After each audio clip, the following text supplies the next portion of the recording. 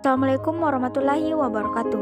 Perkenalkan, nama saya Putri Dita Sari, NIM 8623-120-2008, Prodi 20 MPI 1. Di video kali ini saya akan menjelaskan tentang sejarah masuknya Islam di Indonesia dan proses Islamisasi di Indonesia. Selamat menyaksikan. Materi pertama yaitu sejarah masuknya Islam di Indonesia. Dari semua teori tersebut, kebanyakan menggambarkan Islam masuk pada awal Hijriyah atau sekitar 700 Masehi.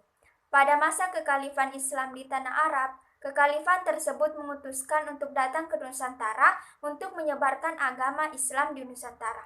Beberapa penjelasan teori tersebut. Teori India atau Gujarat. Teori ini menyebutkan bahwa agama Islam masuk ke Indonesia melalui para pedagang dari India, Muslim atau Gujarat yang berdagang di Nusantara pada abad ke-13. Para saudagar dari Gujarat yang datang dari Malaka kemudian menjalin relasi dengan orang-orang di wilayah barat di Indonesia. Kemudian setelah itu terbentuklah sebuah kerajaan Islam yang bernama Kerajaan Samudra Pasai. Teori Arab atau Mekah.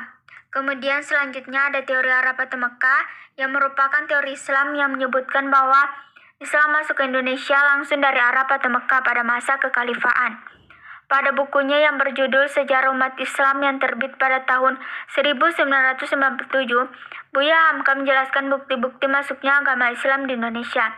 Bukti yang dimaksud Buya Hamka ini adalah berupa sumber dari naskah kuno Cina yang menyebutkan bahwa sekelompok bangsa Arab yang bermukim di pesisir barat Pulau Sumatera pada tahun 625 Masehi. Selain itu, di kawasan tersebut pada saat itu merupakan kekuasaan Kerajaan Sriwijaya. Juga ditemukan batu nisan yang bertulis nama Syekh Rukunuddin yang wafat pada tahun 672 Masehi. Persia atau Iran. Teori yang menyatakan bahwa asal mula Islam masuk ke Indonesia dari negara Persia yang sekarang bernama negara Iran adalah teori yang didukung oleh Husain Djajaniningrat dan Umar Amir Hussein. Djajaniningrat berpendapat jika teori Persia ini selaras dengan asal mula masuknya Islam ke Indonesia. Hal ini dikarenakan menurut Djajaniningrat kebudayaan Islam di Nusantara memiliki banyak kesamaan dengan kebudayaan Islam di Persia. Salah satu contoh kebudayaan Islam di Nusantara yang mirip dengan kebudayaan Islam di Persia adalah kaligrafi yang ada di makam batu nisan di Nusantara. Teori Cina. Teori Cina merupakan teori yang menyebutkan bahwa ajaran agama Islam masuk ke Indonesia berasal dari Cina. Agama Islam sendiri berkembang di Cina pada masa dinasti Tang, 618 sampai 905 Masehi.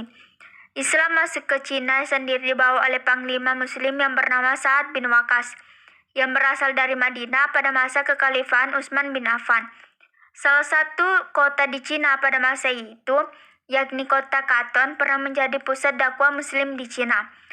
Masuknya Islam ke Nusantara juga diyakini bersamaan dengan banyaknya migrasi orang-orang Cina muslim ke Asia Tenggara, terutama wilayah Nusantara yang kebanyakan memasuki wilayah Sumatera bagian selatan pada tahun 879 Masehi atau abad ke-9 Masehi. Materi yang kedua yaitu proses Islamisasi di Indonesia, yaitu terjadi secara bertahap-tahap dan berlangsung selama berabad-abad. Ini disebabkan karena mengubah pola pikir dan kebiasaan masyarakat yang sulit dilakukan apabila sebelumnya Islam berkembang atas pengaruh Hindu, Buddha, dan kepercayaan lokal yang telah mengangkat atau mengakar dengan kuat. Penyebaran agama Islam di Nusantara dilakukan dengan cara damai. Islam berangsur-angsur diterima karena memanfaatkan dakwah yang bersifat adaptif terhadap karakteristik masyarakat lokal. Agar lebih memahaminya, berikut adalah proses Islamisasi di Indonesia secara umum. Baik, yang pertama yaitu Islamisasi disebarkan melalui perdagangan. Mengutip dari buku Arkeologi Islam Nusantara karya Desastra Sasmita, pembawa agama Islam pada masa-masa permulaan adalah golongan pedagangan. Jadi mereka sebenarnya menjadikan faktor ekonomi sebagai pendorong utama untuk berkunjung ke Indonesia.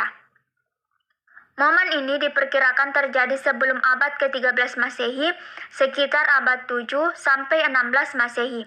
Kepulauan Nusantara merupakan kawasan perdagangan internasional yang ramai dikunjungi oleh para pedagang dari berbagai bangsa, termasuk Arab, Persia, dan Gujarat.